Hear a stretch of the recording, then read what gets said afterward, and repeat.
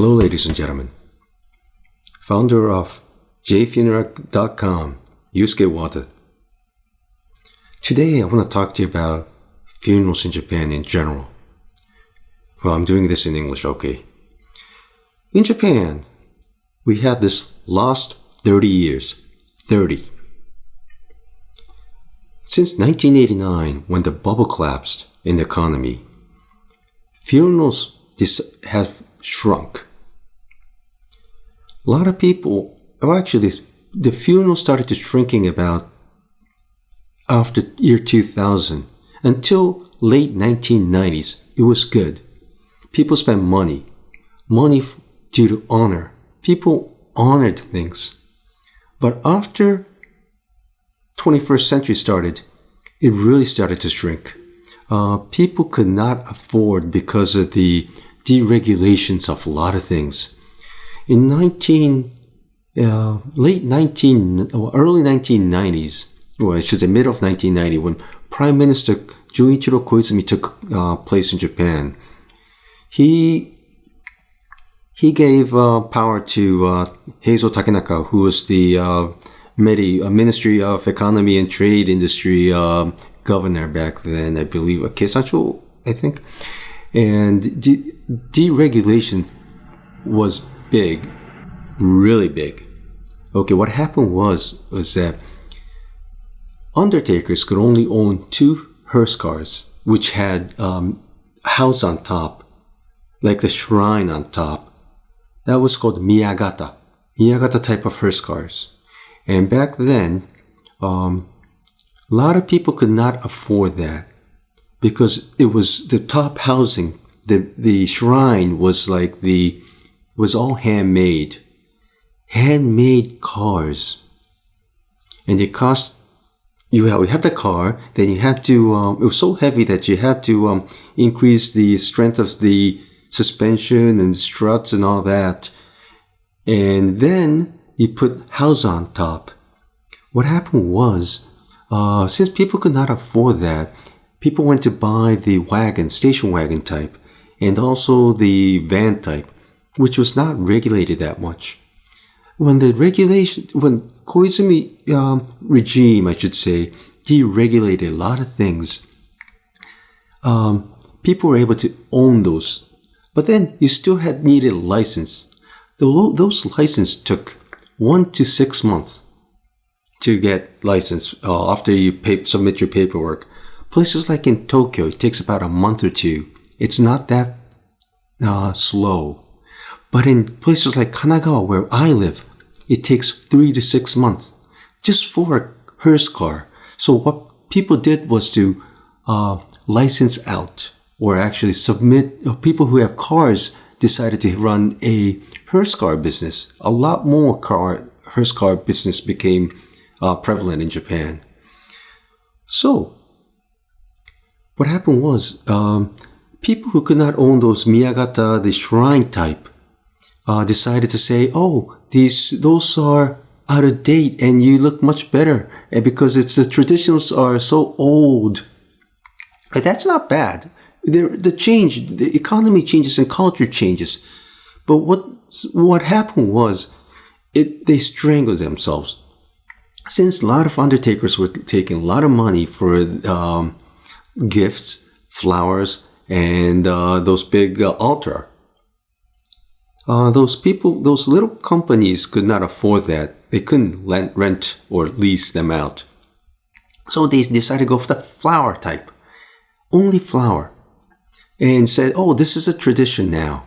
Well, that's not bad at all. But then who made the money? Undertaker and the flower shop.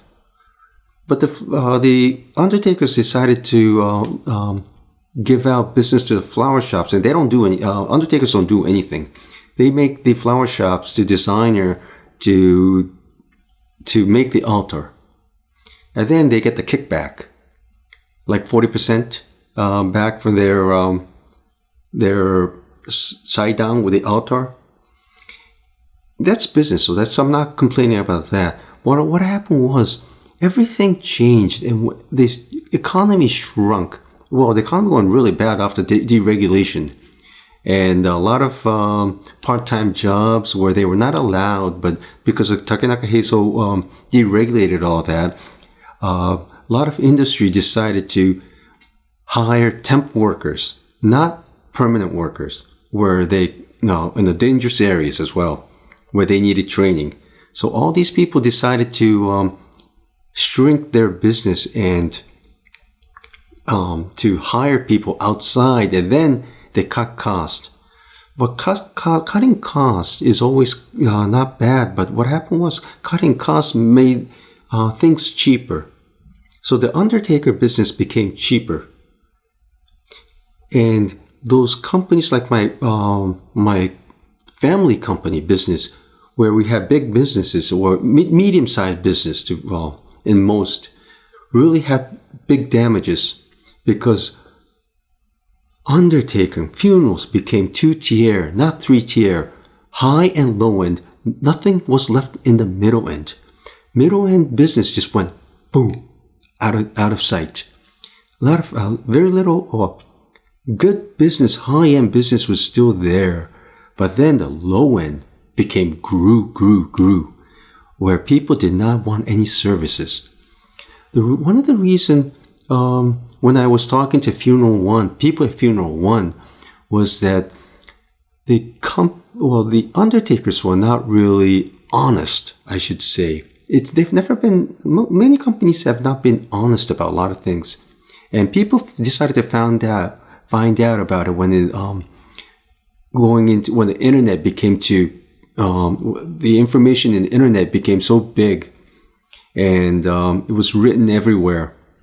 So what happened was people decided to cut costs on a lot of things. Oh, we don't need this, we don't need that, we don't need this. And the market just shrunk and became less. And not only that,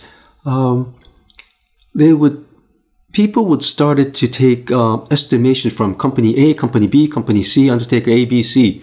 And then, let's say company A, undertaker A, submit an estimation at $7,000. The company B will submit, say, oh, we can do this for $5,000. Then they're going for company C. Oh, we can do it for $3,000.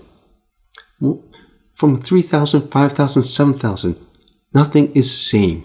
And then when people go for the company C was at $3,000, they end up paying more because of this wasn't included, that wasn't included. Oh, we need this, we need that, and ended up becoming like $6,000. Well, that's the problem of funerals in Japan. You cannot get ready. Well, any funeral, someone all of a sudden dies, and there's nothing you can do about it. You can't plan ahead, really, unless you're doing pre-need that's really in what you know you're doing. But a lot of people don't do that because you don't want to touch taboo material called funeral in Japan. So the market shrunk. In the past 20 years, I've been an undertaker for 5 generations, so I've been seeing a lot of things. And I'm still a part-time silent partner of my brother's company, as well as I run this consulting and internet material. But still, my wife is still an undertaker, and I can see the change in culture very much from past 20 years. Undertaking business is not only shrinking, but reforming. A lot of people are understanding how it's working because of there's a lot of information. And people get information from internet. Not only the young guys, but people, the old age are using smartphones and finding out where I can have, where I can have funeral. Where's the closest funeral home? And whatever that comes out on top on Google search, that's where they go to. So, my point is today is, what is your strong point to survive? In the 21st century, after 2020, a lot of things have changed. Because I went to Chicago Expo last month and found out even in the United States, talking to people, the goods were changing. People's mentality was changing. We have scattering in Japan. But scattering is not that prevalent because after where do you want to go? What do you want to do with your ashes? And it's really hard. It's really regulated in Japan. Then people decide to say, oh, we want a place where we can pray, or we want a place where we can have our ceremony. So scattering in the ocean isn't the answer. A lot of people think about it because they don't want graves, which graves are really expensive in Japan. So what is your main strong point? Well, we have to think about your strength, your weakness, your opportunity, and your threat. We call that SWOT chart, in the regular four square: strength, weakness, opportunity, and weakness, opportunity, and threat. SWOT chart. We have to, each undertaker needs to think about what is your strength and where is your market. This is the next generation undertaking, using internet for marketing. But I don't mean by email marketing. Emails are not read. Emails are never read. You need video. You need somewhere that you can listen to on your way to work. Listen to somewhere, at least you can read. Emails are not read. That's what I want to tell you.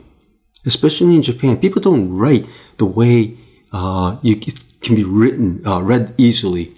So if you want to have people read your emails, you have to be concise.